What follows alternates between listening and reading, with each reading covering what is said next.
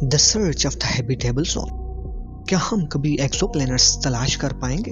18 अप्रैल 2018 में फाल्कन नामी एक रॉकेट को फ्लोरिडा से एक मिशन पर भेजा गया, जिसका मकसद था एक टेलीस्कोप को ऑर्बिट में भेजना, और वो था टेस यानी के ट्रांजिटिंग एक्सोप्लैनेट सर्वे सैटेलाइट। टेस को खला में रवाना करने का मकसद पूरे आसमान को ऑब्जर्व करना था, जमीन से 100 लाइट ईयर दूर इन सियारों को सर्च करना जिन पर जिंदगी हो सकती है। टेस के मिशन से एस्ट्रोनॉमर्स को ये उम्मीद है कि अगले कुछ सालों में ऐसे एक्सोप्लैनेट्स का खोज मिल जाएगा जिस पर हमें किसी दूसरी मखलूकात के होने की यकीन दहानी हो सकेगी।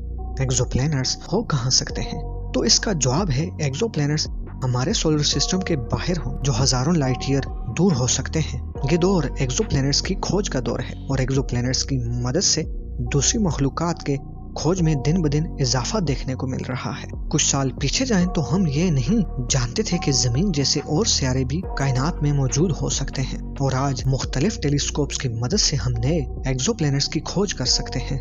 मगर अभी हम किसी दूसरी मखलूक से राब्ते की परेशानी का सामना कर रहे हैं। जिस तेजी से आज कायनात का खोज लगाया जा रहा है, उम्मीद की जा सकती है कि इंसान दूसरी मखलूका से राब्ता कर पाएगा, या ऐसा भी हो सकता है कि हमसे पहले कोई दूसरी मखलूक हमसे राब्ता कर ले। आज इंसान इस काबिल हो गया है कि नई टेलीस्कोप्स और सैटेलाइट की मदद से अपने करीब और दूर के सियारों को ऑब्जर्व कर सके। कुछ साल कबल जमीन के रहने वाले लोग इस बात पर यकीन नहीं रखते थे कि कायनात के जमीन के अलावा भी कोई दूसरी दुनिया हो सकती है, और जो इंसान दूसरी मखलूकात की बात करते थे तो इन्हें बुरी नजर से देखा जाता था। 16वीं सदी की बात करें तो इटली के कॉस्मोलॉजिस्ट जियोर्डानो ब्रूनी ने अपनी किताब एन इन्फिनिटी ऑफ वर्ल्ड्स में जब ये तहरीर किया कि दूसरे सियारों पर और भी मखलूक हो सकती है, तो वहाँ के लोगों ने उन्हें जिंदा हग लगा दी।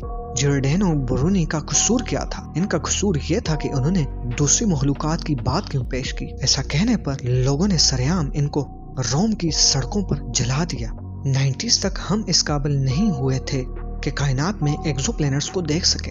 ये बहुत मुश्किल है, क्योंकि सितारों की अपनी रोशनी होती है जबकि सियारों की अपनी रोशनी नहीं होती। सियारे सितारों की रोशनी को मुनक्कस करते हैं। एक सियारा सितारे की बदौलत लाखों गुना रोशन दिखाई देता है। सूरज की मिसाल सबके सामने है, और सूरज जैसे और भी कायनात में सूरज मौजूद है। पहला एक्सोप्लैनेट कब तलाश हुआ? 1992 वो साल था जब पहला एक्सोप्लैनेट दरियाफ्त हुआ। इस पहले एक्सोप्लैनेट की दरियाफ्त के बाद यह तलाश और भी तेज हो गई। एक्सोप्लैनेट्स की तलाश के लिए केपलर नामी एक स्पेस टेलीस्कोप लॉन्च किया गया। इसका मकसद सिर्फ एक्सोप्लैनेट्स की तलाश थी। केपलर की जगह लेने के लिए एक जदीद टेलीस्कोप की जरूरत थी।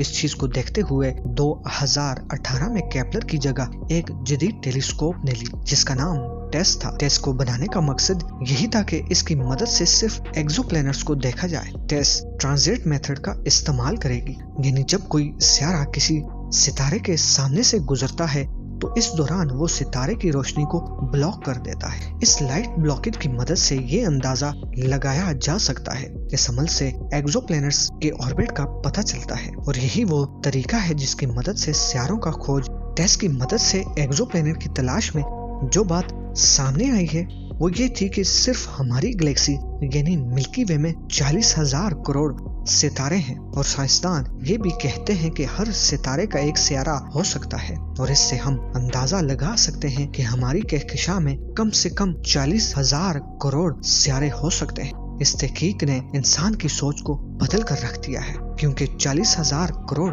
सियारे सिर्फ हमारी मिल्की वे गैलेक्सी में मौजूद हो सकते हैं, और बाकी कहकशाओं का हिसाब अभी बाकी है। मजीद ऐसी वीडियोस को देखने के लिए चैनल को सब्सक्राइब कर लें।